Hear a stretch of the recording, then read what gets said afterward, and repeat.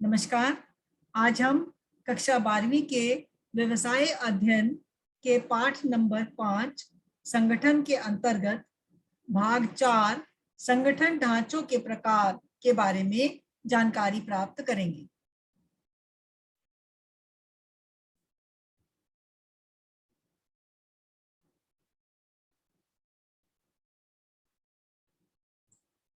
तो हमने पिछले भाग में देखा बच्चों, संगठन के महत्व के बारे में जाना और संगठन के ढांचे के बारे में पिछले भाग में हमने पढ़ा था। अब हम आज के पाठ में संगठन ढांचों के प्रकार के बारे में पढ़ने जा रहे हैं। संगठन ढांचा कितने प्रकार का होता है और उसके बारे में अन्य जानकारियां भी प्राप्त करेंगे। संगठनों के द्वारा अपनाए गए संगठन ढांचों के रूप, उनकी प्रकृति तथा क्रियाओं के रूपों के अनुसार अलग अलग होते हैं। कोई भी एक दूसरे से पृथक ही होता है, अलग होता है, सम्मिलित नहीं होता, एक जैसा नहीं होता, हमेशा अलग ही होता है। संगठनीय ढांचों को हम दो श्रेणियों में बांट सकते हैं, जो कि इस प्रकार हैं। नंबर 1 कार्यात्मक संगठन ढांचा और नंबर 2 प्रभागीय संगठन ढांचा। अब कार्यात्मक संगठन ढांचा, इसका क्या तात्पर्य है, मैं आपको बताती हूँ बच्चों।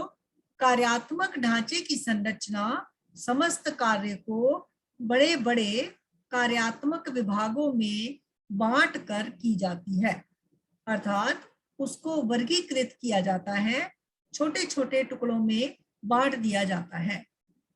समान प्रकृति के सभी कार्यों को संगठन के एक भाग में रखकर एक समन्वयकर्ता अध्यक्ष के अधीन कर दिया जाता है, उसे सौंप दिया जाता है। सभी विभाग समन्वय प्रधान को रिपोर्टिंग करते हैं, उसके साथ समन्वय स्थापित करते हैं, एक तालमेल बनाते हैं। उदाहरण के लिए एक निर्मायक प्रतिष्ठान में मुख्य कार्य का विभाजन उत्पादन, क्रय, विपणन, लेखा तथा कार्मिकों के रूप में किया जाता है। ये सभी विभाग आगे उपभागों में, उपवर्गों में बांट दिए जाते हैं। इस प्रकार कार्यात्मक संगठन एक संगठनात्मक नमूना है, जिसके समूह एक समान अथवा एक रूप लिए हुए होते हैं या संबंधित कार्य साथ साथ किए जाते हैं, अलग अलग नहीं। अब कार्यात्मक संगठन ढांचे के गुण क्या हैं, इसकी विशेषताएं क्या हैं, क्यों ये इतना महत्वपूर्ण माना जाता है। इसके मुख्य गुणों में ये है कि कार्यात्मक संगठन ढांचे के बहुत ही महत्वपूर्ण गुण जो कि निम्नलिखित हैं। कार्यात्मक ढांचा व्यवसायिक विशिष्टीकरण की तरफ प्रेरित करता है, प्रोत्साहित करता है, क्योंकि विशिष्ट कार्य पर ही बल दिया जाता है, सामान्य श्रेणी के कार्यों पर महत्व नहीं दिया जाता। यह मानव शक्ति के उपयोग में दक्षता को प्रोत्साहित करता है। जो किसी कार्य विशेष में निपुण होते हैं, दक्ष होते हैं, उन जिनको महारत हासिल होती है, वही आगे बढ़ते हैं, क्योंकि कर्मचारी विभाग के अंतर्गत एक ही कार्य को करते हैं तथा अपनी कार्यविधि को उन्नतशील बनाते हैं, प्रगतिशील बनाते हैं। विभाग के अंतर्गत सामंजस्य तथा नियंत्रण उन्नतिशील होता है, क्योंकि एक ही कार्य को बार बार पुनः किया जाता है। इससे उनके अंदर परफेक्शन भी आती है, निपुणता भी आती है। यह प्रबंधकीय तथा संचालन संबंधी कौशल में बढ़ोतरी करता है, जिसका परिणाम अधिक लाभदायक होता है, बेनिफिशियल होता है, उसके फायदे में होता है। पुनरावृत्ति को ये कम करता है, क्योंकि इससे दोहराव नहीं होता। इसका परिणाम क्या होता है बच्चों, इसके फलस्वरूप आर्थिक बचत और लागत कम होती है। यह कर्मचारियों के प्रशिक्षण को आसान बनाता है, क्योंकि काम का दायरा छोटा ही होता है, लिमिटेड होता है, और सीमित होता है। सभी कार्यों पर पूर्णतया ध्यान दिया जा सकता है, कोई भी कार्य छूटता नहीं है, किसी का महत्व कम नहीं आंका जाता। अब कार्यात्मक संगठन ढांचे के हमने गुण देखे। जहां किसी वस्तु के गुण होते हैं तो साथ ही उसके दोष भी होते हैं।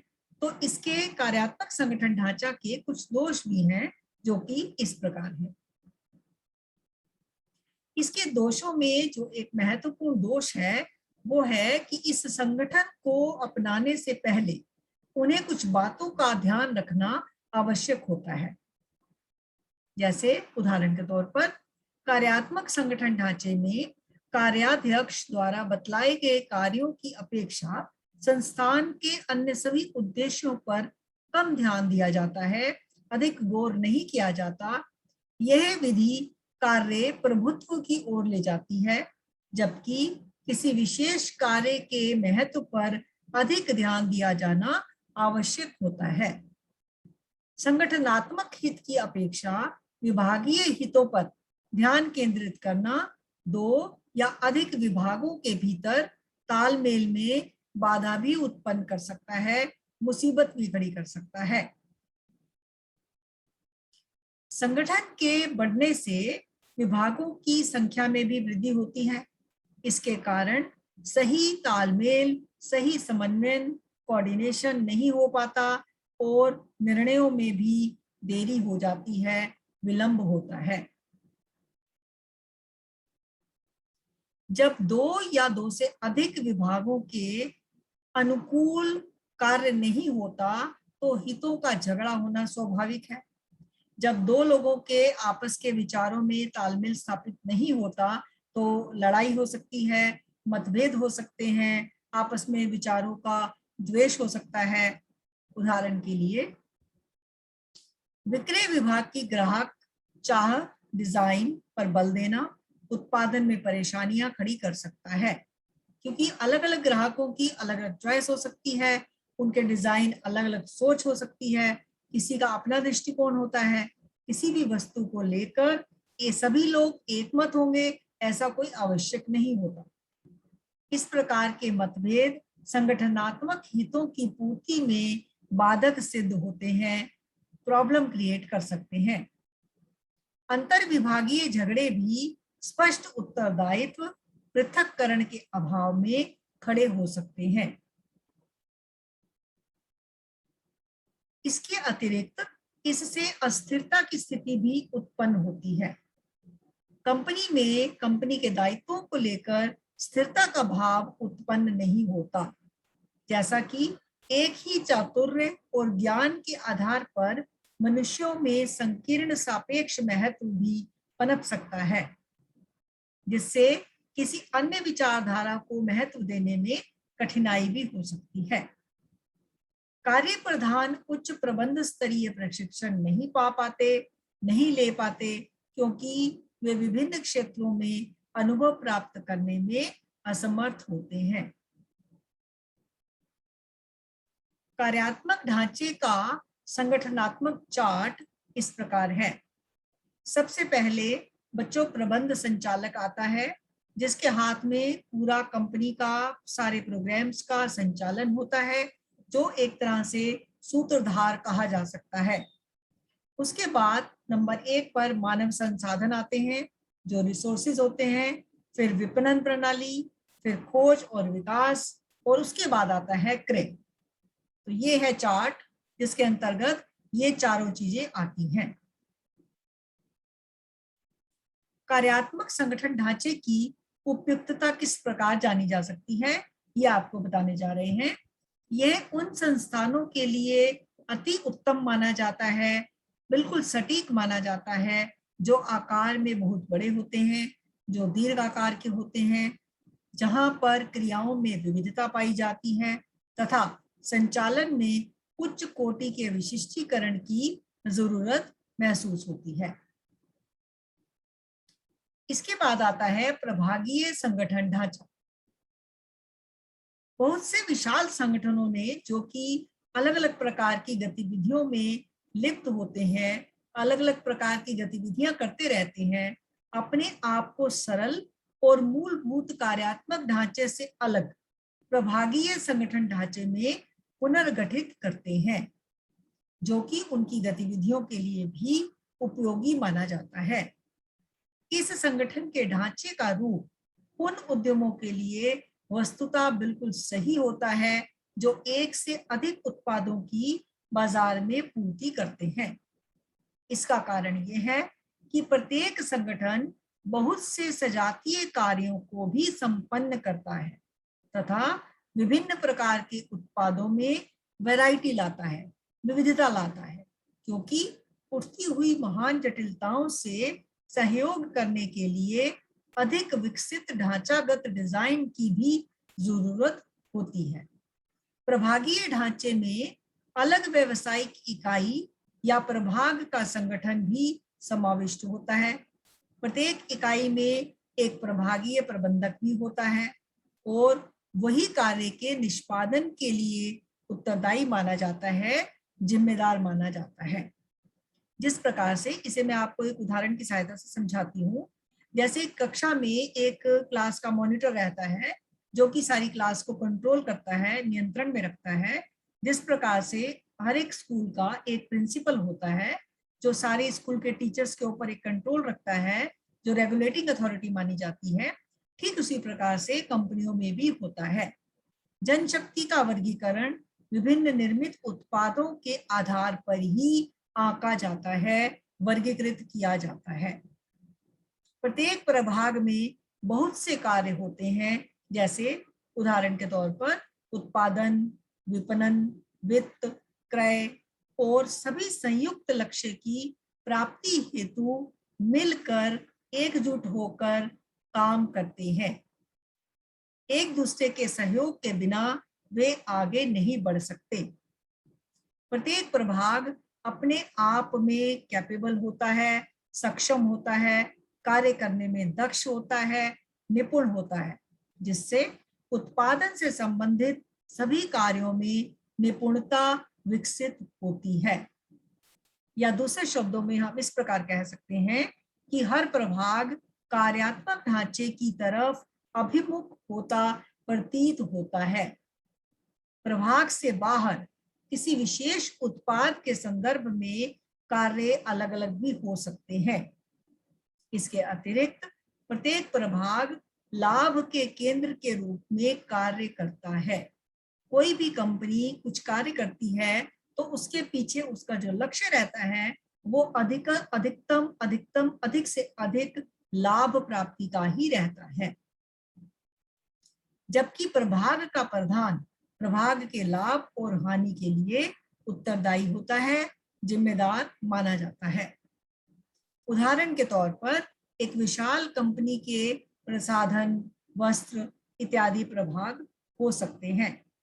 इसको एक एग्जाम्पल के तौर पर हम समझ सकते हैं, जैसे आप फिल्म्स में, चलचित्र में, मूवीज में देखते हैं, हॉलीवुड में, बॉलीवुड में, इनके कॉस्ट्यूम्स के लिए एक अलग डिजाइनर सेक्शन होता है। इसी प्रकार से कपड़ों का सिलेक्शन, ज्वेलरी का सिलेक्शन, इनके लिए अलग अलग प्रभाग निश्चित किए जाते हैं।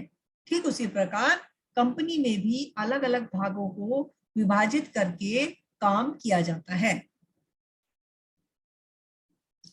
अब हम पढ़ते हैं प्रभागीय संगठन ढांचे के गुणों के बारे में। इसकी क्या क्या क्वालिटीज हैं, इसकी क्या क्या अच्छाइयां हैं, क्या क्या विशेषताएं हैं। प्रभागीय संगठन में बहुत से गुण होते हैं, जिनमें से कुछ मुख्य मुख्य गुण इस प्रकार हैं। नंबर 1, प्रभाग अध्यक्ष की उत्पाद विशेषीकरण उसकी प्रवीणता को विकसित करते हैं। इससे क्या होता है बच्चों? इससे वे उच्च पदों पर, स्थानों पर पदोन्नत करने के लिए तैयार हो जाते हैं। उनकी पदोन्नति हो जाती है, प्रमोशन हो जाती है, क्योंकि वे किसी विशेष उत्पाद से संबंधित सभी कार्यों को अभ्यास कर चुके होते हैं, उनके बारे में पूरी जानकारी हासिल कर चुके होते हैं। नंबर 2, प्रभाग अध्यक्ष लाभ के लिए जवाबदेह होते हैं। किसी भी प्रभाग से संबंधित लागत तथा आज की गणना आसानी से की जा सकती है तथा उसे निर्धारित भी किया जा सकता है। इसका फायदा क्या होता है? इससे कार्य का निष्पादन आराम से, आसानी से हो पाता है। यह उत्तरदायित्व निश्चित में सहायता भी करता है। यदि किसी प्रभाग का कार्य संतोषजनक नहीं होता तो समुचित सुधारात्मक कार्यवाही भी की जा सकती है, उस कार्य में सुधार भी लाया जा सकता है। एक स्वायत्त अर्थात स्वतंत्र इकाई होने के कारण प्रत्येक प्रभाग शीघ्र निर्णय ले सकता है, जल्दी से डिसीजन लेने में काबिल होता है, सक्षम होता है। अतः हम कह सकते हैं कि लचीलापन तथा पहल करना, इससे इसको प्रोत्साहन भी मिलता है। नई उत्पादन इकाई प्रारंभ करने के लिए केवल प्रभाग प्रधान तथा कर्मचारियों की नियुक्ति मात्र की आवश्यकता ही होती है। इसमें वर्तमान इकाइयों की तरफ से कोई विघ्न बाधा नहीं आती और विकास तथा उन्नति के लिए सभी सुविधाएं उपलब्ध होती हैं, आसानी से मिल जाती हैं। अब हम पढ़ेंगे प्रभागीय संगठन ढांचे के दोषों के बारे में। प्रभागीय संगठन ढांचे के कुछ दोष भी होते हैं, उनमें से कुछ इस प्रकार है। नंबर 1, विभिन्न प्रभागों में कोषों के आवंटन को लेकर झगड़े हो जाते हैं। इसके अतिरिक्त कोई विशेष प्रभाग अन्य प्रभागों की कीमत पर अधिक लाभ देने की कोशिश भी करता है। ये आवश्यक नहीं कि सभी कंपनियां एक जैसा ही लाभ देती हूँ। कुछ कंपनियों में लाभ का प्रतिशत अधिक हो सकता है, कुछ में कम भी हो सकता है, ये अलग अलग भी हो सकता है, इनमें भेद पाया जाता है। इसमें काम की बार बार दोहराई होने से, पुनरावृत्ति होने से लागत का मूल्य बढ़ जाता है। जब प्रत्येक प्रभाग से एक ही कार्य कराने के लिए अलग अलग सामग्री दी जाती है तो लागत मूल्य तो बढ़ेगा ही। ये संभव निश्चित तौर पर ये मानने वाली बात है कि लागत के मूल्य में बढ़ोतरी होगी ही। किसी विशेष प्रभाग को ये पर्यवेक्षणार्थ प्रबंधक अधिकारों के साथ नियुक्त करते हैं। इस प्रकार प्रबंधक अधिकार तो पाते ही हैं, उन्हें अधिकार तो प्राप्त होते ही हैं, इसके अतिरिक्त वे अपने आप को स्वतंत्र रूप से स्थापित करने के चक्कर में संगठन के हितों को, जो कि संगठन के लिए अत्यंत आवश्यक कारक होता है, उसको भुला भी देते हैं, उसको छोड़ देते हैं, त्याग देते हैं या उनको अपने दृष्टिकोण में नहीं रखते। संभागीय व कार्यात्मक ढांचे हमने दोनों के बारे में पढ़ा। अब हम इन दोनों का एक संगठनात्मक चार्ट देखते हैं। सबसे ऊपर हमने देखा था प्रबंध संचालक होता है, फिर प्रसाधन, परिधान, पादुका, चर्म सुरक्षा, इसको 4 भागों में विभाजित किया गया है। फिर इनको आगे 4 भागों में विभाजन किया गया है, मानव संसाधन, विपणन, खोज व विकास तथा अंत में क्रय। तो ये हुआ संभागीय एवं कार्यात्मक ढांचे का संगठनात्मक चार्ट। प्रभागीय संगठन ढांचे की उपयुक्तता क्या है, इसके बारे में आपको बताते हैं। प्रभागीय संगठन ढांचा उन व्यवसायिक इकाइयों के लिए सटीक होता है, उपयुक्त होता है, जहां विभिन्न प्रकार के उत्पादों का बड़ी भारी मात्रा में उत्पादन किया जाता है तथा जहां विभिन्न प्रकार के संसाधनों को प्रयोग में लाया जाता है। जब कोई एक संगठन आगे बढ़ता है और वह कर्मचारियों की संख्या में बढ़ोतरी करता है या उनको बढ़ाना चाहता है तो अधिक अधिक विभाग बनाकर नए प्रकार के स्तर का प्रबंध लाना चाहता है, वह प्रभागीय संगठन ढांचा ही अपनाता है। इस संदर्भ में नीचे कार्यात्मक ढांचा संगठन तथा प्रभागीय ढांचा संगठन, इनकी तुलना की गई है और इसे स्पष्ट तौर पर प्राप्त करने के बारे में बताया गया है। इस प्रकार हम कह सकते हैं कि व्यवसाय गतिशील पर्यावरण के अंतर्गत ही कार्य करते हैं तथा वे उद्यम जो अपने आप को बदले हुए वातावरण के अनुकूल नहीं ढाल पाते, परिवर्तित नहीं कर पाते, समय के अनुसार नहीं चल पाते, वे चालू नहीं रह पाते और चालू रहने में अपने आप को असमर्थ पाते हैं। अतः प्रबंध के लिए ये आवश्यक हो जाता है कि वह अपने नियोजन तथा उद्देश्यों की लगातार पुनरावृत्ति करता रहे और उद्यम के संगठनात्मक ढांचे में समय समय पर यदि आवश्यक समझे तो उसमें सुधार भी लाए जाते रहे। संगठनात्मक ढांचा उपक्रम के उद्देश्यों की उपलब्धियों के लिए सदैव सहायक होना चाहिए तथा पहल करने के लिए सुअवसर देने वाला होना चाहिए। इससे रोजगार में अवसर भी उपलब्ध होते हैं। इससे क्या होगा? कार्मिकों का सहयोग अधिकतम तथा प्रभावपूर्ण तरीके से हो पाएगा।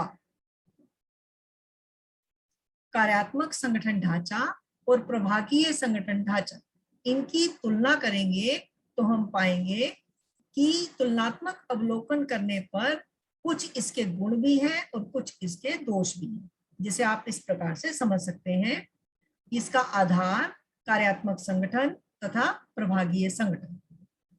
आधार में इसकी रचना, कार्यात्मक संगठन की रचना कार्यों पर आधारित होती है बच्चों, और प्रभागीय संगठन की रचना उत्पादन रेखा पर आधारित होती है तथा कार्यों के द्वारा समर्थित होती है।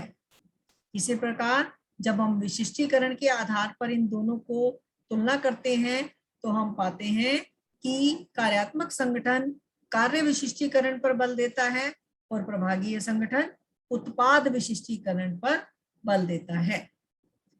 अब उत्तरदायित्व के आधार पर यदि हम तुलना करें तो हम पाएंगे कि कार्यात्मक संगठन किसी भी विभाग पर उत्तरदायित्व निर्धारित करना कठिन महसूस करता है, कठिनाई आती है, लेकिन प्रभागीय संगठन निष्पादन के लिए उत्तरदायित्व निर्धारित करना आसान पाया जाता है, सुगम होता है, सरल होता है। अगला है प्रबंधकीय विकास। इस आधार पर अगर हम तुलना करें तो कार्यात्मक संगठन कठिन होता है क्योंकि प्रत्येक कार्यात्मक प्रबंधक को उच्च प्रबंध को सूचित करना अनिवार्य होता है, लेकिन प्रभागीय संगठन देखें तो इसमें ये प्रबंधकीय विकास सरल होता है। स्वायत्तता, स्वतंत्रता, अनेक कार्य पूरे करने के कारण प्रबंधकीय विकास में सहायता मिलती है।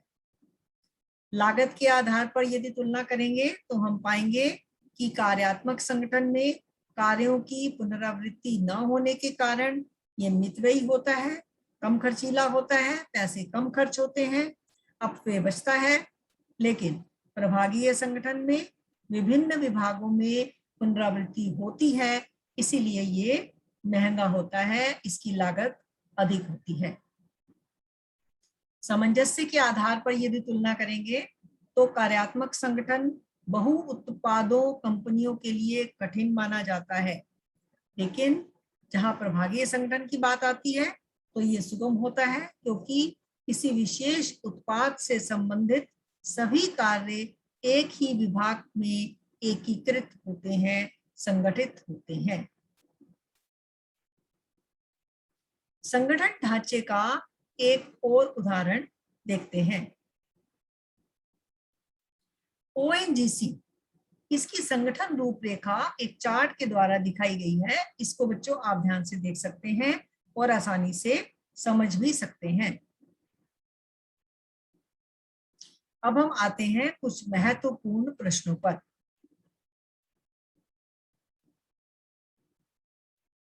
निम्न संगठनात्मक चार्ट किस प्रकार के संगठन ढांचे को दर्शाता है? तो मैंने आपको बताया था बच्चों कि निम्नलिखित चार्ट प्रबंध संचालक के अंदर 4 मुख्य भागों को दर्शाता है। जिसमें सबसे पहले नंबर पर आता है मानव संसाधन, रिसोर्सेज, फिर आता है विपणन, फिर खोज और विकास, और फिर क्रय, अंत में आता है क्रय। कार्यात्मक संगठन ढांचा है इसका सही उत्तर। कार्यात्मक संगठन ढांचा किस प्रकार के संगठनों के लिए उपयुक्त होता है? तो इस प्रश्न का उत्तर है उपयुक्तता। यह उन संस्थानों के लिए अधिक उपयुक्त होता है जो कि आकार में बड़े होते हैं और जहां क्रियाओं में विविधता पाई जाती है, एक रास्ता नहीं होती, एक प्रकार का कार्य नहीं बल्कि विभिन्न प्रकार का कार्य होता है, तथा संचालन में उच्च कोटि के विशिष्टीकरण की आवश्यकता होती है। तो आज के अध्याय में बस इतना ही, बाकी हम अगले अध्याय में पढ़ेंगे। धन्यवाद।